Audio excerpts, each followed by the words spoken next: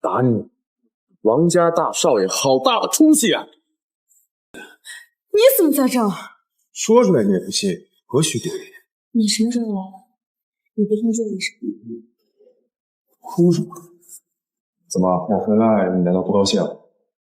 那我走了。你个该死的窝囊废！你看看你干的好事，王少的手腕都被你捏手了。没断他一臂，你是凯恩。放肆！